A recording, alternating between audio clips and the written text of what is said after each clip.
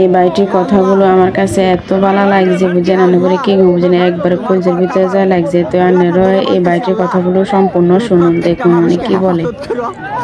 আল্লাহ, যারা দোয়া চেয়েছে তুমি প্রত্যেকের মানুষের মনের মাকাসাদা হাসানা তুমি কবল আর মঞ্জুর করে নাও। ইয়া আল্লাহ, তোমার ঘর কাবার ঘরে খিলাফের ধরে বলতেছি, ইয়া আল্লাহ তুমি একটা মানুষকে তুমি মৃত্যু দিও না, যতক্ষণ পর্যন্ত তোমার ঘরে এবং তোমার বন্ধুর ঘর পর্যন্ত সে আয়সা সালাম টুকু না জানাইতে পারছে। ইয়া আল্লাহ, তুমি আমার দেশের প্রতি, তুমি আল্লাহ, তুমি আমার দেশের উপর আল্লাহ তুমি রহমত নাজিল করো।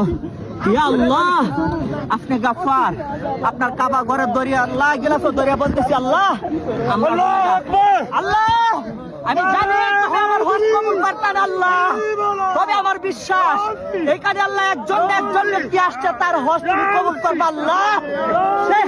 সেই হাজি সাহেবের উসিলা করি আল্লাহ তুমি আমাদের প্রত্যেককে তুমি আল্লাহ আমাদেরকে মাফ করে দাও। ইয়া আল্লাহ, যাদের আব্বা আম্মা নাই তুমি তাদের আব্বা আম্মাকে তুমি আল্লাহ মাফ করে দাও।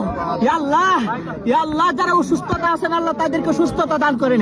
ইয়া আল্লাহ, যাদের সন্তান নাই আল্লাহ আপনি তাদেরকে সন্তান দিয়ে দেন। ইয়া আল্লাহ, যারা ঋণগ্রস্ত আছে আল্লাহ আপনি তাদেরকে ঋণ দেওয়ার মতো মুক্তি দেন। ইয়া আল্লাহ, সমস্ত বিশ্ব মুসলিমকে আপনি মাফ করে দেন আল্লাহ। জীবিত যারা আছে তাদেরকে আপনি সিরাতুল মুস্তাকিমের উপর চলার মতো তৌফিক দান করেন। ইয়া আল্লাহ, আল্লাহ, ইয়া আল্লাহ, যারা অসুস্থ অবস্থায় আছে আল্লাহ আপনি তাদেরকে সুস্থতা দান করেন। ইয়া আল্লাহ, আমি গুনাহগার, আমি জানি আমি আপনার উপযুক্ত নাই, কিন্তু এখানে হাজারো হাজারো হাজি সাহেব আছে আপনার উপযুক্ত আল্লাহ। এখানে যার হাত পছন্দ করেন, যার উমরা কবুল করেন আল্লাহ, তোমার ঘর খাবা করে আল্লাহ গিলাফত ধরে বলতেছি আল্লাহ, হয়তো আমাকে এখানে মৃত্যু দিবা, নতুবা তুমি প্রত্যেকটা মুসলমানের গুনাহ খাতাকে তুমি মাফ করে দিবা। ইয়া রাব্বাল আলামিন, ইয়া আকরামাল আকরামিন, তুমি অন্তর্যামী, তুমি আলিমুল গায়ব। ইয়া আল্লাহ, যারা ঋণগ্রস্ত আছে আপনি তাদেরকে ঋণ দেওয়ার মতো তৌফিক দান করুন আল্লাহ। প্রত্যেককে আপনি হালাল রিজিক কামাই করে তৌফিক দান করুন।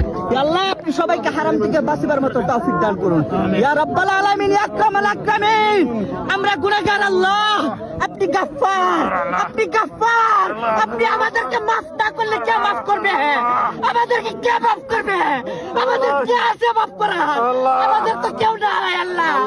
আল্লাহ, আপনি আমাদেরকে ইয়াতীম অসহায় বানান না আল্লাহ। যেদিন আমাদের কেউ থাকবে না আল্লাহ, সেদিন আপনি আপনার গাফফার নামের উসিলা করিয়া তামাম জিন্দেগানি গুনাহ খাতাকে মাফ করিয়া দেন। ও আল্লাহ, আপনি প্রত্যেকটা মুসলমানের গুনাহ মাফ করে দেন আল্লাহ। যাদের আব্বা আম্মা নাই তাদের আব্বা আম্মার প্রত্যেকটা কবরকে জান্নাতবাসী করুন। ও আল্লাহ, যারা ঋণগ্রস্ত আছে তাদের ঋণ মুক্তি দেন। ও আল্লাহ, আপনি আমাদের গুনার দিকে তাকান না, আপনি গাফফার নামের উপর তাকান আল্লাহ। আপনি তো রহমান আল্লাহ, আপনি তো রহিম আল্লাহ, আপনি তো কারিম, আপনি তো সত্তার। ইয়া রব্বে কারিম, এখানে কাবার মালিক তুমি গাফফার। আমরা জানি বাচ্চার কাছে যদি ফকির যায় আল্লাহ কালি হাতে ফিরাই না আল্লাহ। আমরা সেই উদ্দেশ্য নিয়ে আসছি আল্লাহ। আমাদের প্রত্যেকটা অঙ্গ প্রত্যঙ্গ গুনাহ জর্জরিত মাওলা। ইয়া আল্লাহ, আপনি আমাদের গুনার দিকে তাকায়েন না, আমরা আপনার হিসাব দিতে পারবো না আল্লাহ। আপনি আমাদের হিসাব নিয়েন না, আপনি আমাদের হিসাব নিয়েন না মাওলা। প্রত্যেকটা মানুষের আল্লাহ তোমার ঘরে ধরে আল্লাহ, তুমি আমাদেরকে মাফ করে দেন, আপনি আমাদেরকে মাফ করে দেন আল্লাহ। যারা যে নিয়ত আছে আল্লাহ গিলাফ ধরে বলতেছি আল্লাহ, আল্লাহ আমরা কই যাইমু তুমি মাফ না করলে আল্লাহ? তুমি মাফ না করলে কই যাইমু? আমাদের তার কোনো যাইবার জায়গা নেই আল্লাহ, আমাদের তো কোনো জায়গার জায়গা নেই আল্লাহ। সবাইকে মাফ করো, আমিন ইয়া রাব্বাল আলামিন।